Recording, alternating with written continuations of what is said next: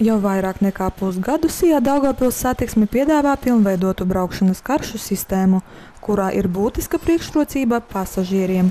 Pirmās braukšanas kartes tika ieviestas 2018. gada septembrī, kad bija iespēja atsevišķi iegādāties braukšanas karti visiem tramvaju maršrutiem vai izvēlēties vienu no 3 variantiem autobusu maršrutiem. Sistēma tika uzlabota 2022. gada jūnijā, lai apvienotu tramvaju un autobusu maršrutu piedāvājumu pasažieru ērtībām un palielinātu maršrutu izvēli. No šī gada marta mēneša jebkurš mūsu pilsētas iedzīvotājs, iegādājoties ikmēneša braukšanas mēneša biļeti visām darbdienām, viņam pastāv iespēja ekonomēt aptuveni 15 eiro pēc mūsu uzņēmuma aprēķiniem. Ja mēs salīdzinām ar iepriekšējo laika periodu, tad šie iegūstamā summa varēja būt pielīdzināma aptuveni 5 eiro.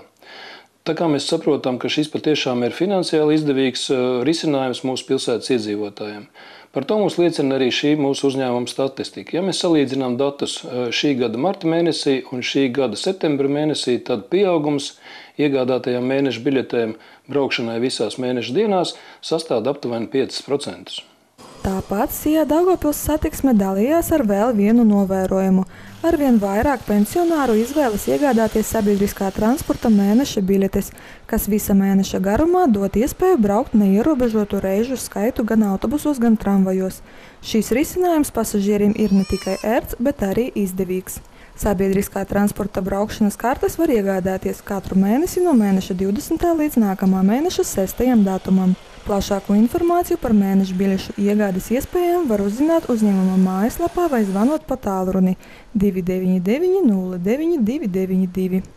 Sabiedriskā transporta braukšanas kartes cenas ir visiem maršrutiem visās mēneša dienās 45 eiro, visiem maršrutiem visās mēneša darba dienās 35 eiro, pensionāriem visos maršrutos visās mēneša dienās 15 eiro. Profesionālās izglītības iestāžu audzēkņiem, kas atrodas Daugavpils pilsētā, visiem maršrutiem visās mēneša dienās 20 eiro.